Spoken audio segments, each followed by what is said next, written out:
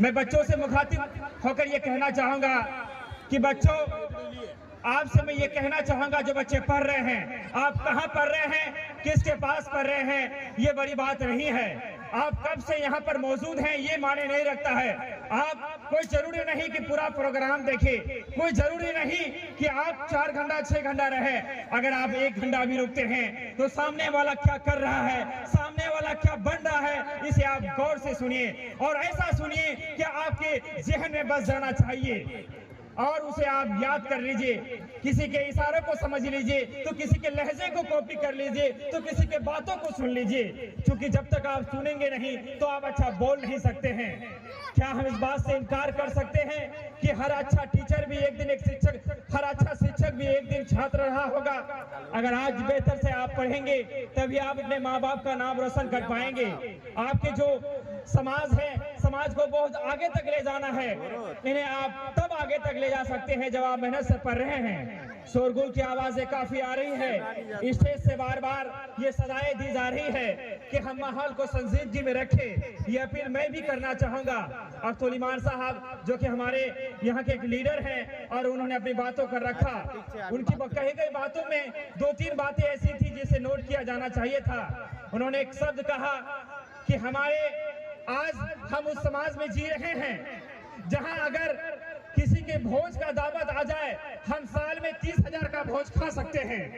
हम साल भोज खाने के लिए 5,000 का नया कपड़ा खरीद सकते हैं, लेकिन हम अपने बच्चे को किताब नहीं दे सकते हैं। हम अपने बच्चे का स्कूल का एडमिशन नहीं करा सकते हैं। हम अपने बच्चे को एक बढ़िया जो क्या कहते हैं तमाम तर चीजें हैं वो नहीं दे सकते हैं। आज हमारा समाज, हम लोग चूंकि घर में रहते हैं और जो भी लोग घर में रहते हैं चीज को महसूस करता होगा, तो आज जो हमारा समाज पीछे है, तो कभी किसी के खतने में जाना पड़ता है, तो कभी किसी के मंसूब में जाना पड़ता है, तो और दीगर चीजें हो जाती है। अगर कोई आदमी अपना कोई काम करता है तो दिल पे हाथ रखकर बोलिए 30 दिन वो अपना काम नहीं कर पाता है। जो काम हम दिल्ली मुंबई में जाकर रह करते हैं और लोग कहते हैं कि वहाँ हम अच्छा कमाने का एक स्रोत होता है, तो उन्हें 30 दिन काम करना पड़ता है। लेकिन हमारा इलाका भोज भात, शादी ब्याह, मनसूब, खतना, लगन, इन सारी चीजों में हम अपने आप को झोंक देते हैं। हम ये भी कहना चाहेंगे कि जिंदगी को अगर सुकून से जीना चाहते हैं तो दोस्त कम रखिए। अगर चाहते हैं कि चैन से जिए तो जान पहचान का दायरा कम रखिए। अगर चाहते हैं कि हम खुशियों से जिए तो अपनी जरूरतों को एक महदूद रखिए। अगर आपके पास एक जोड़ी कपड़ा है तो उसे ही पहनिए। दिखावा करने की कोई जरूरत नहीं है, दिखावा करने की कोई जरूरत नहीं है। सच्चाई को तस्लीम कीजिए, सच्चाई को बोलिए। आप जो हैं वही हो सकते हैं, आप झूठ बोलकर अपने आप को नहीं बदल सकते हैं। हमारे समाज में और एक चीज जो है चल रहा है जिस पर बात करना बेहद जरूरी है। अगर आप किसी को पूछेंगे, मान लीजिए कि आगे चुनाव है, आप किसी से पूछेंगे कि आपको क्या लगता है, तो वो कहता है कि हम देखेंगे माहौल क्या बनता है, फलना साहब क्या करेंगे और लोग क्या करेंगे, यानी हम फैसला नहीं ले सकते हैं। आज हम शादी ब्याह में हम देखते हैं कि फलाना साहब कौन सा टेंट किया, फलाना साहब ने कौन सा बावर्ची किया। हम खुद से निर्णय कब लेंगे? हम कब तक मुखिया जी को देखते हुए फैसला लेंगे? हम कब तक विधायक जी को देखते हुए फैसला लेंगे? हमें अपना फैसला खुद लेना पड़ेगा, हमें अपना मुख्तार खुद बनना पड़ेगा। मैं आए हुए अपनी माँ बहनों से गुजारिश करना चाहूंगा कि कहा जाता है कि अगर एक मर्द जाहिल होता है तो सिर्फ एक मर्द जाहिल होते हैं, अगर एक औरत जाहिल होता है तो पूरा खानदान को जाहिल बना देता है। क्योंकि एक बाप जो होता है वो कमाने खजाने में व्यस्त होते हैं, उन्हें बहुत सारी जरूरतों को पूरा करना होता है, उन्हें आपके घर चलाने होते हैं, उन्हें ईद पे बच्चों के लिए कपड़े लाना होता है, और वो जो काम करते होते हैं वो बहुत उलझन में रहते हैं। लेकिन माएँ जो होती है वो बच्चों को अधिक समय देता है। तो आपका बच्चा कैसा बने ये आप पर निर्भर करता है। अगर आप अपने बच्चे के सामने किसी को गाली देंगे तो कल आपका बच्चा तिलावत नहीं करेगा, वो कल दूसरे को गाली देगा। कहा जाता है कि बच्चे का दिमाग कोरे कागज की तरह होता है। आप घर में जो बोलती है, आप घर में जो झगड़ते हैं, आप अपने घर में किस तरह से बात करते हैं।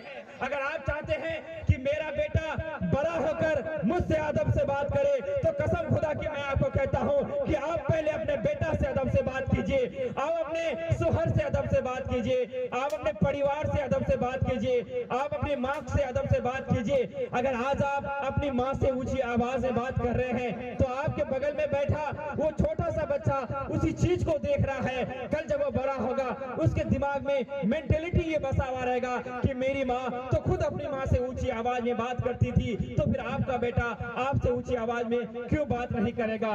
इंडियन पब्लिक स्कूल के जानिब से आए हुए आप तमाम तक का शुक्रगुजार हम। और आखिर में एक बात कहकर कि ये जो ऐसे स्कूल जो होते हैं इन्हें कोई सरकारी फंड नहीं मिलता। ऐसे स्कूल लोग का देन है कि हमारा समाज आगे बढ़ता है। आज जो लोग शिक्षा जैसे जो शिक्षक है उनकी जो सैलरी होती है बहुत कम होता है, 4,000, 5,000, 6,000, 7,000, 10,000 में बेचारे अपना योगदान देते हैं। अगर वो सैलरी भी हम उन्हें टाइम पर ना दे पाए तो क्या हमारे बच्चे को पढ़ा पाएगा। हम एक बात हाथ जोड़कर अपील करना चाहेंगे कि साल में एक भोज कम खा लीजिए, साल में 2 जोड़ा कपड़ा कम ले लीजिए, लेकिन 30 तारीख को 10 तारीख को जब भी आपके बच्चे का स्कूल का फीस देने का टाइम होता है उसे तय समय में दे दिया कीजिए। क्योंकि आपके जो ये स्टूडेंट है जो शिक्षक है वो बहुत कम समय में 30 दिन आपके बच्चे को पढ़ाता है, और अगर पढ़ाता है तो उन्हें कुछ ना कुछ मिलना चाहिए, लेकिन अगर वो भी समय से उसे नहीं मिलेगा तो उसका मनोबल टूट जाता है। आप क्या समझते हैं कि समाज बड़े बड़े लोगों से तरक्की करता है? आप क्या समझते हैं कि समाज अच्छे अच्छे लोगों से तरक्की करता है? किसी लोग ने कहा है कि समाज किसी गुंडे मवाली से खामोश खराब नहीं होता, समाज किसी लफंगे से खराब नहीं होता, बल्कि समाज तब खराब हो जाता है जब अच्छे लोग गूंगे हो जाते हैं, जब अच्छे लोग बोलना नहीं चाहते हैं।